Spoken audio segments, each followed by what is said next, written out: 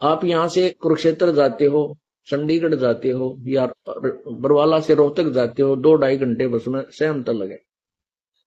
और कुरुक्षेत्र अंबाला चंडीगढ़ जाओ तो 4-5 घंटे लगते हैं। अब आप बस में बैठ गए, सीट मिल गई, 2 या 3 वाली सीट पर विराजमान हुए। अब साथी बैठने वाला 2 बात पूछेगा, कहां से आए हो, कहां जा रहे हो, उसके बाद टॉपिक खत्म। फिर तो बेमतलब जो है ना बात को तो छेड़ा जाता है, छेड़ेगा। आपको कौन कैसा लगता है, कौन बनेगा, आपको पता लग, मतलब इस तरह की बातें छेड़ेंगे। मैंने सुना अखबार में ऐसे पढ़ा था, वहां से वैसे लिख रखा था। फिर शुरू हो जाएंगे उनके वो पूरे 9-2-11, वो अपने प्रश्न, वो अपने उत्तर, मन सारा सफर बकवादा में खोजे। और जब हम अब हमें नाम मिल गया, 2 मिनट 2 मिनट भी पूरी नहीं लगती, कहां से आए हो, वहां से आए हैं, कहां जाओगे, वहां जाएंगे, बस। फिर वो छेड़ा छेड़े, अखबार में ऊपर दे, अपना कान बोझ कर बैठ जा और माथा टेक दे, अगले डंडे पहनो। अब वो बोल रहे को नहीं, और सुमन शुरू कर दे, अपना समरण शुरू कर दे, यहां से लेकर वहां तक 5 घंटे ना क्षित बोलना, ना कि तो किसी चीज की आवश्यकता। आदमी वैसे ही यहाँ बैठा है, कोई काम याद आ गया, छोड़कर ना मंत्र बाज लीला वो कर लूं, करना पड़ता है। और वो तो इतना जो ना बढ़िया सिमन होता है, नो डिस्टरबेंस, उसमें कोई दिक्कत कोई नहीं आती। तो ऐसे उस काम को आप करते करते भगवान की भक्ति कर सकते हो। और आप मृत्यु भी होगी, ये नहीं कि नहीं होगी, लेकिन अकाल नहीं होगी। कबीर साहब की सम्माने के बाद अकाल मृत्यु नहीं होगी, एक्सीडेंट में नहीं मर सकते, चाहे आपका प्रारब्ध भी मरने का हो। इसका जो पूर्ण रूप से मालिक पर समर्पण है। छोड़िया हमें शिक्षा भी देते हैं, अगर किसी से आपने गोष्ठी करनी भी पड़ जा, आपने ज्ञान भी ज्यादा हो जा, और किसी जाकर संत या भगत से आपने झगड़ा नहीं करना है, प्रेम से वो मन ठीक से ना धक्का नहीं करे, उसकी मर्जी, उसके भाग नहीं मानता है तो। गरीब गुस्से होए ऋषिस लगी दुर्वासा ताही, चक्र सुदर्शन हुक्म दिए जब ढील न लाई। उनकी बातें न सुनकर राजा अम्बरीश की तो दुर्वासा काली मान गया, गुस्सा हो गया, और सुदर्शन चक्कर छोड़ दिया जान से मारने के लिए। गरीब अम्बरीश पग छो चले तब चक्र अपूठे, खड़े हुए ऋषि देव आसन दुर्वासा उठे। चक्कर सुदर्शन जब छोड़ा, अम्बरीश के चरण छू कर और वापस दुर्वासा न मारन की खातिर उससे का चक्कर सुदर्शन यानी वह सिद्धि वापस हो ली, और वो आसन ऊपर न उठ गया, उड़ गया डरता अम्बरीश। गरीब चक्र सुदर्शन बेग मार करता ही आया, ऋषि दुर्वासा भाग 3 लोकन में ध्याया।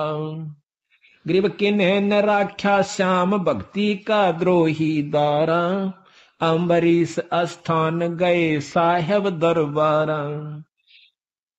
अमरपुरी स्थान गए साहेब दरबारा, विष्णु भगवान के लोक में गए, उसको अमरपुरी कहा है, इसको सतलोक भी कहा है 3 लोक के अंदर, और अमरपुर भी इसको कहते हैं। जैसे राजधानी तो चंडीगढ़ भी है, राजधानी दिल्ली भी है, पर अंतर बहुत है।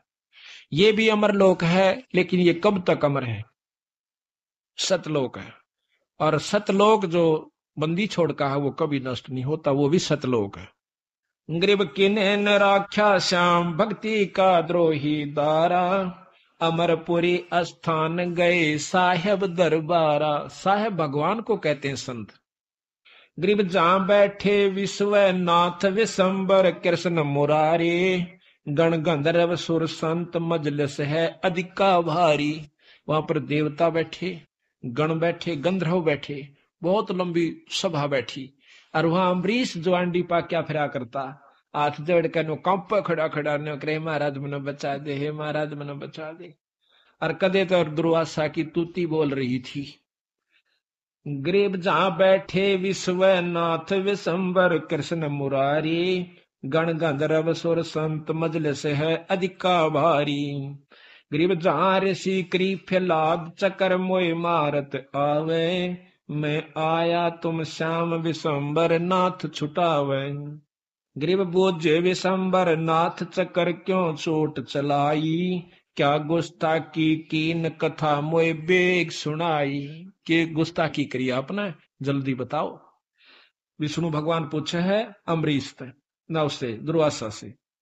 ग्रीव अम्बरीश मृत लोक बसे एक राजा सूचा। करे एकादश बरत ज्ञान कुछ अधिका ऊंचा। ग्रीव हम दी कीन्या ब्रह्म ज्ञान उन्हें शिर गुण उपदेशा। छाड़ एकादश बरत कहा हम लग्या अंदेशा। ग्रीव हम दीन्या चक्र चलाई काट सिर इसका लीजे। ओ चक्कर पग छो उलट कर दिग्विजय कीजय। हमने चक्कर चला दिया राजा अम्बरीश के ऊपर, और उसने जो है उसके चरण छूकर राजा अम्बरीश के और मेरे साथ दिग्विजय यानी झगड़ा कर यानी मारने को दौड़ा। ग्रीव हम भागे बैखा चक्कर छूटे गए नारा। तीन लोक में गवन किए राखे ना किने अदारा। ग्रीव अब आए तुम श्याम जान राय जानत सोई। हमको लो छपा चक्कर मारे ना मोही। ग्रीव असे विशंबर नाथ ऋषन को ज्ञान। ग्रीव असे विशंबर नाथ ऋषियन तू ज्ञान ही हीना। अम्बरीश दरबार तुम्हें क्यों दिग्विजय कीना। कि ऋषि जी ज्ञान का कमजोरी से तेरे में, और जाके भगवान उस अम्बरीश के दरबार में तूने क्यों ऐसी दिग्विजय यानी आपस में वार्ता करी, झगड़ा करा। ग्रीव अम्बरी शरण धीर सती सूरा सतवादी। तुम दुर्वासा देव फिरो ज्ञानन के बादी। वो सत साहेब जी, इस वीडियो के बनाने का उद्देश्य हमारा किसी को भी नीचा दिखाना या किसी की भावनाओं को ठेस पहुंचाने का नहीं है। इस वीडियो के बनाने का उद्देश्य हमारा संत रामपाल जी महाराज जी के तत्व ज्ञान को जन जन तक पहुंचाना है। तो आइए देखते हैं संत रामपाल जी महाराज जी के ज्ञान को उनके द्वारा लिखी गई पुस्तक अंधश्रद्धा भक्ति खतरा ए जान पेज नंबर 120 से। कबीर परमेश्वर जी की काल से वार्ता। अब हम काल ब्रह्म के लोक में रह रहे हैं। आत्मा के ऊपर स्थूल सूक्ष्म आदि आदि शरीर चढ़ाकर काल ने जीव बना दिए हैं। इसने जीव को भ्रमित किया है। पूर्ण परमात्मा जो आत्मा का जनक है भुला दिया है। स्वयं को परमात्मा सिद्ध किए हुए है। यह परमात्मा के अंश जीवात्मा को परेशान करता है ताकि परमात्मा दुखी होए। यही मन रूप में प्रत्येक आत्मा के साथ रहता है, गलती करवाता है, दंड जीवात्मा भोगती है। जैसे शराब, अफीम, सुल्फा आदि आदि नशे की लत लगवाना, बलात्कार यानी रेप करवाना और अन्य पाप करवाना, यह मन की प्रेरणा से काल ब्रह्म करवाता है। जब आप जी लेखक यानी संत रामपाल जी से दीक्षा लोगे तब यह सीधा चलेगा, क्योंकि जीवात्मा के साथ परमात्मा की शक्ति रहने लगती है। आत्मा को तत्व ज्ञान से विवेक हो जाता है। परमात्मा की शक्ति के कारण आत्मा दृढ़ हो जाती है। काल ब्रह्म केवल कबीर परमात्मा से डरता है। संत गरीबदास जी ने कहा है, काल डरे करतार से, जय जय जय जगदीश, जोरा जोड़ी झाड़ता, पगरज डारे शीस। काल जो पीसे पीसना, जोरा है पनिहार, ये दो असल मजदूर हैं मेरे सतगुरु कबीर के दरबार। भावार्थ स्पष्ट है।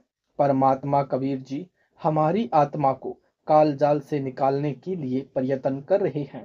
काल ब्रह्म फंसाने का प्रयत्न करता है।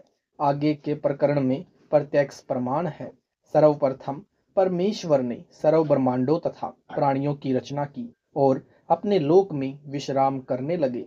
उसके बाद हम सभी काल के ब्रह्मांड में रहकर अपना किया हुआ कर्म दंड भोगने लगे और बहुत दुखी रहने लगे। सुख व शांति की खोज में भटकने लगे और हमें अपने निज घर सतलोक की याद सताने लगी तथा वहां जाने के लिए भक्ति प्रारंभ की। किसी ने चारों वेदों को कंठस्थ किया, उन्हें चतुर्वेदी कहा जाने लगा। किसी ऋषि ने 3 वेदों का कंठस्थ किया, उनको त्रिवेदी कहा जाने लगा। किसी ऋषि ने 2 वेदों को कंठस्थ किया, उन्हें द्विवेदी कहा जाने लगा, जिससे उनकी महिमा बन गई। कोई उग्र तप करने लगा और हवन यज्ञ ध्यान समाधि आदि क्रियाएं प्रारंभ की, लेकिन अपने निज घर सतलोक नहीं जा सके, क्योंकि उपरोक्त क्रियाएं करने से अगले जन्मों में अच्छे समृद्ध जीवन को प्राप्त होकर, यानी जैसे राजा महाराजा, बड़ा व्यापारी, अधिकारी, देव महादेव, सवर्ग महासवर्ग आदि वापिस लख 84 भोगने लगे, बहुत परेशान रहने लगे और परमपिता परमेश्वर से प्रार्थना करने लगे कि हे दयालु, हमें निज घर का रास्ता दिखाओ। हम हृदय से आपकी भक्ति करते हैं, आप हमें दर्शन क्यों नहीं दे रहे हो। यह वृतांत कबीर साहिब ने धर्मदास जी को बताते हुए कहा कि हे धर्मदास, इन जीवों की पुकार सुनकर मैं अपने सतलोक से जोगजीत का रूप बनाकर काल लोक में आया। तब 21वें ब्रह्मांड में, जहाँ काल का निज घर है, वहां पर तपतशिला पर जीवों को भून कर सूक्ष्म शरीर से काल ब्रह्म के लिए खाद्य पदार्थ निकाला जा रहा था। Page number 121। यानी जैसे वर्तमान में एक ऐसा यंत्र बनाया है जिसमें मछलियों को डालकर उन पर विशेष दबाव बनाकर तेल निकाला जाता है। मछलियां मरती नहीं, परंतु दर्द बहुत होता है। कबीर जी ने बताया कि मेरे पहुंचने के बाद उन जीवों की जलन समाप्त हो गई। उन्होंने मुझे देखकर कहा कि हे पुरुष, आप कौन हो। आपके दर्शन मात्र से ही हमें बड़ा सुख व शांति का आभास हो रहा है। तब मैंने बताया कि मैं पार ब्रह्म परमेश्वर कबीर हूँ। आप सब जीव मेरे लोक से आकर काल ब्रह्म के लोक में फंस गए हो। यह काल रोजाना 1 लाख मानव के सूक्ष्म शरीर से सूक्ष्म पदार्थ निकाल कर खाता है और बाद में नाना प्रकार की योनियों में दंड भोगने के लिए छोड़ देता है। तब वे जीवात्माएं कहने लगी कि हे दयालु परमेश्वर, हमें इस काल की जेल से छुड़वाओ। मैंने बताया कि ये 21 ब्रह्मांड काल ब्रह्म ने 3 बार तप करके मेरे से प्राप्त किए हुए हैं। जो आप यहाँ सब वस्तुओं का प्रयोग कर रहे हो, ये सभी काल की हैं और आप सब अपनी इच्छा से आए हो, इसलिए अब आपके ऊपर काल ब्रह्म का बहुत ज्यादा ऋण हो चुका है और वह ऋण मेरे सच्चे नाम के जाप के बिना नहीं उतर सकता। जब तक आप ऋण मुक्त नहीं हो सकते, तब तक आप काल ब्रह्म की जेल से बाहर नहीं जा सकते।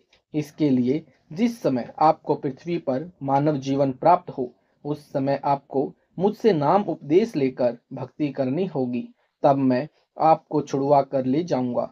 हम यह वार्ता कर ही रहे थे कि वहां पर काल ब्रह्म प्रकट हो गया और उसने बहुत क्रोधित होकर मेरे ऊपर हमला कर दिया और बोला कि जोगजीत, तू मेरे लोक में किस लिए आया है। सतलोक से तो तुमने मेरे को मार पीट कर निकाला था। अब मैं बदला लूंगा, तेरे को मारूंगा हे धर्मदास। तब मैंने अपनी शब्द शक्ति से उसको मूर्छित कर दिया। फिर कुछ समय बाद वह होश में आया, मेरे चरणों में गिरकर क्षमा याचना करने लगा और बोला कि आप मुझसे बड़े हो, मुझ पर कुछ दया करो और यह बताओ कि आप मेरे लोक में क्यों आए हो। तब मैंने काल पुरुष को बताया कि कुछ जीवात्माएं भक्ति करके अपने निज घर सतलोक में वापस जाना चाहती है। उन्हें सतभक्ति मार्ग नहीं मिल रहा है, इसलिए वे भक्ति करने के बाद भी इसी लोक में रह जाती है। मैं उनको सतभक्ति मार्ग बताने के लिए और तेरा भेद देने के लिए आया हूँ कि तू काल है, 1 लाख जीवों का आहार करता है और 1.25 लाख जीवों को उत्पन्न करता है तथा भगवान बनकर बैठा है। मैं इनको बताऊंगा कि तुम जिसकी भक्ति करते हो वह भगवान नहीं काल है। इतना सुनते ही काल बोला कि यदि सब जीव वापिस चले गए तो मेरे भोजन का क्या होगा, मैं भूखा मर जाऊंगा। आपसे मेरी प्रार्थना है कि 3 युगों में जीव कम संख्या में ले जाना और सबको मेरा भेद मत देना कि मैं काल हूँ, सबको खाता हूँ। जब कलयुग आए तो चाहे जितने जीव को ले जाना, अपना ज्ञान बताकर समझाकर जीव ले जाना, जोर दबस्ती करके ना ले जाना। जो मानव आपके ज्ञान को स्वीकार करे वह आपका, जो मेरे ज्ञान को स्वीकार करके साधना करे वह मेरा। इस प्रकार के कई वचन मेरे से लिए, यानी जिनका विवरण आगे के पृष्ठों पर किया है, पेज नंबर 122। ये वचन काल ने मुझसे प्राप्त कर लिए। कबीर साहिब ने धर्मदास को आगे बताते हुए कहा कि सतयुग त्रेता युग द्वापर में भी मैं आया था और बहुत जीवों को सतलोक लेकर गया, लेकिन इसका भेद नहीं बताया। अब मैं कलयुग में आया हूँ और काल से मेरी वार्ता हुई है। काल ब्रह्म ने मुझसे कहा कि अब आप चाहे जितना जोर लगा लेना, आपकी बात और कोई नहीं सुनेगा। प्रथम तो मैंने जीव को भक्ति के लायक ही नहीं छोड़ा है, उनमें बीड़ी सिगरेट शराब मांस आदि दुर्व्यसन की आदत डाल दी है, इनकी वृत्ति को बिगाड़ दिया है, नाना प्रकार की पाखंड पूजा में जीवात्मा को लगा दिया है।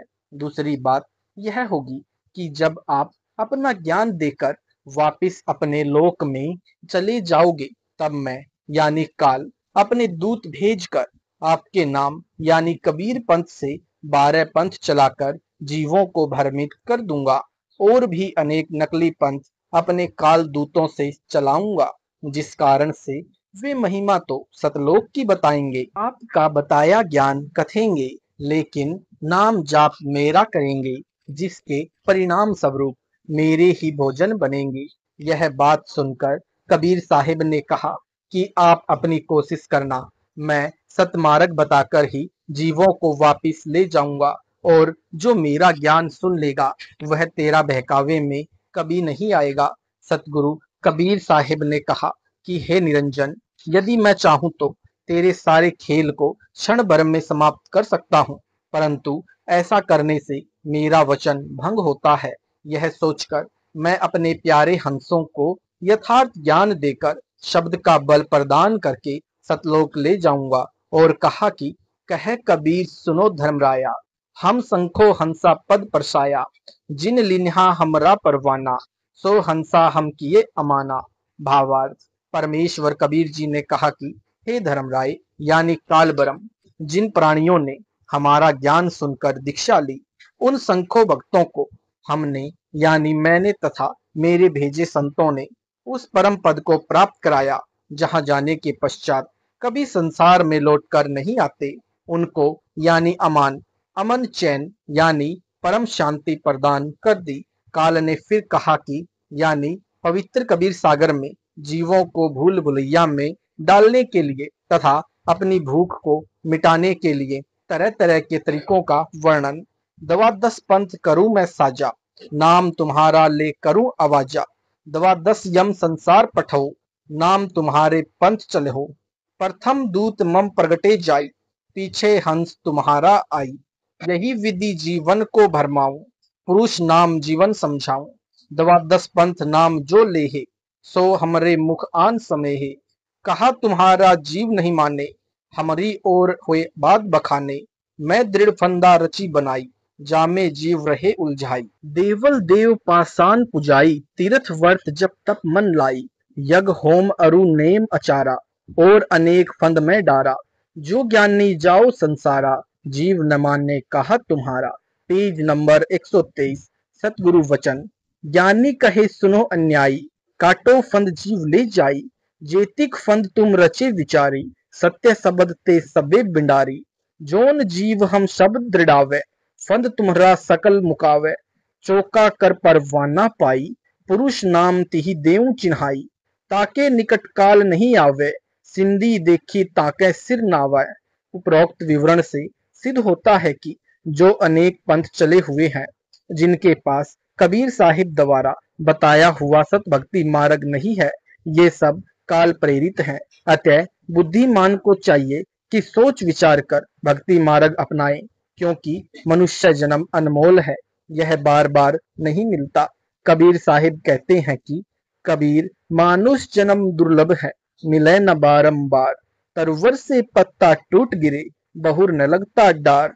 काल ब्रह्म द्वारा कबीर जी से 3 युगों में कम जीव ले जाने का वचन लेना, यानी विस्तृत व संपूर्ण वर्णन। प्रश्न, कबीर जी के नाम से 12 पंथों के वास्तविक मुखिया कौन है और 13वां पंथ कौन चलाएगा? उत्तर, परमेश्वर कबीर जी का जोगजीत के रूप में काल ब्रह्म के साथ विवाद हुआ था।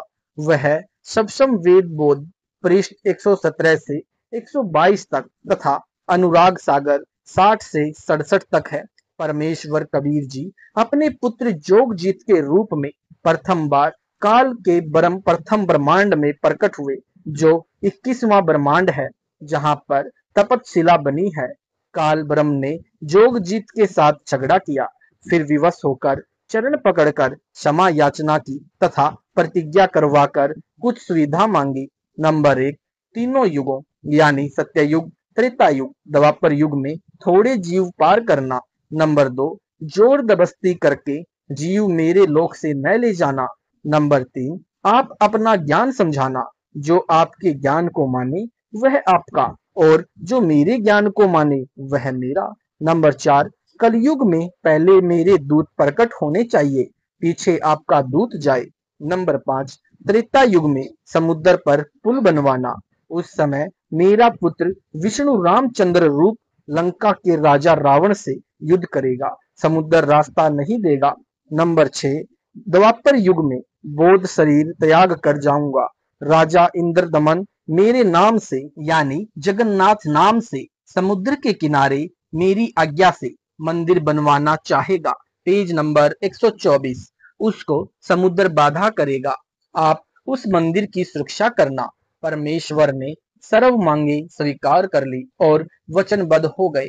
तब काल ब्रह्म हंसा और कहा कि हे जोगजीत, आप जाओ संसार में। जिस समय कलयुग आएगा उस समय मैं अपने 12 दूत यानी नकली सतगुरु संसार में भेजूंगा। जब कलयुग 5505 वर्ष पूरा होगा तब तक मेरे दूत तेरे नाम से यानी कबीर जी के नाम से 12 पंथ चला दूंगा।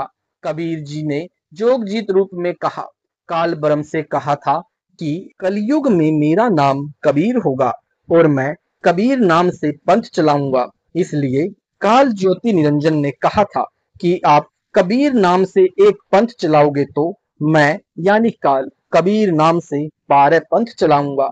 सर्व मानव को भ्रमित करके अपने जाल में फंसा कर रखूंगा। इनके अतिरिक्त और भी कई पंथ चलाऊंगा जो सतलोक सचखंड की बातें किया करेंगे तथा सत्य साधना उनके पास नहीं होगी, जिस कारण से वे सतलोक की आशा में गलत नामों को जाप करके मेरे जाल में ही रह जाएंगे। यानी राधा स्वामी पंथ जो सेठ शिव दयाल सिंह पन्नी गली आगरा यानी उत्तर प्रदेश ने चलाया है, यह पूरा काल का पंथ है। इसकी अन्य शाखाएं इस प्रकार है। नंबर 1, राधा स्वामी डेरा ब्यास यानी पंजाब।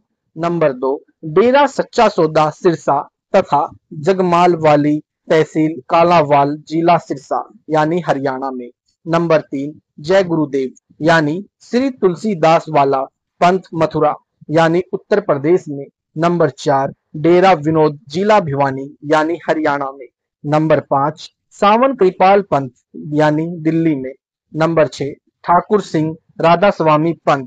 ये सभी पंथ तथा इनके अनुयायी काल जाल में रहेंगे, क्योंकि इन सर्व पंथों का प्रवर्तक श्री शिव दयाल सिंह सेठ मृत्यु के पश्चात प्रेत बना और अपनी प्रिय शिष्या बुक्की में प्रवेश करके हुक्का पीता था, भोजन खाता था तथा अपने छोटे भाई प्रताप सिंह तथा सालीग्राम भक्तों से बुक्की के अंदर से बातें करता था।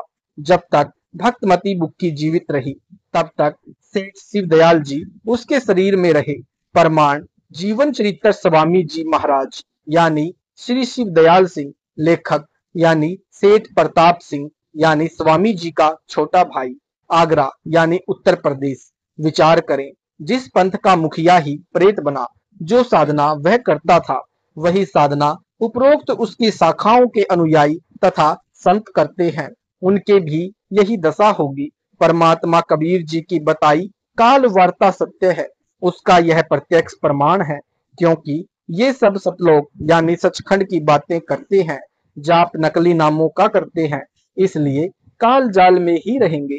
काल ब्रह्म ने पूछा था कि आप किस समय कलयुग में अपना सत्य कबीर पंथ चलाओगे। कबीर जी ने कहा था कि जिस समय कलयुग 5505 वर्ष बीत चुका होगा तब मैं अपना यथार्थ 13वां कबीर पंथ चलाऊंगा।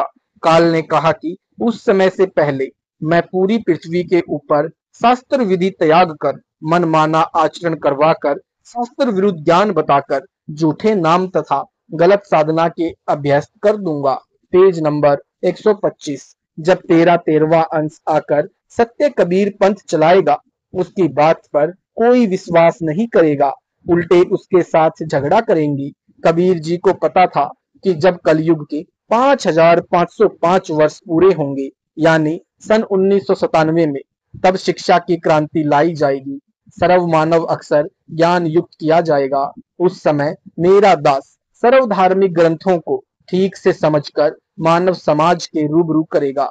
सर्व प्रमाणों को आंखों देखकर शिक्षित मानव सत्य से परिचित होकर तुरंत मेरे 13वें पंथ में दीक्षा लेगा और पूरा विश्व मेरे द्वारा बताई भक्ति विधि तथा तत्व ज्ञान को हृदय से स्वीकार करके भक्ति करेगा। उस समय पुण्य सतयुग जैसा वातावरण होगा। आपसी राग द्वेष, चोरी जारी, लूट ठगी कोई नहीं करेगा, कोई धन संग्रह नहीं करेगा। भक्ति को अधिक महत्व दिया जाएगा। जैसे उस समय उस व्यक्ति को महान माना जा रहा होगा जिसके पास अधिक धन होगा, बड़ा व्यवसाय होगा, बड़ी बड़ी कोठियां बना रखी होंगी, परंतु 13वें पंथ के प्रारंभ होने के पश्चात उन व्यक्तियों को मूर्ख माना जाएगा और जो भक्ति करेंगे, सामान्य मकान बनाकर रहेंगे, उनको महान, बड़े और सम्मानित व्यक्ति माना जाएगा। सत साहेब जी, अगर आपको ये वीडियो अच्छा लगा है तो इस वीडियो को ज्यादा से ज्यादा शेयर करें, लाइक करें, कमेंट करें। YouTube पर ऐसे ही वीडियो देखने के लिए हमारे चैनल सतलोक इन संत रामपाल जी महाराज जी चैनल को सब्सक्राइब जरूर करें।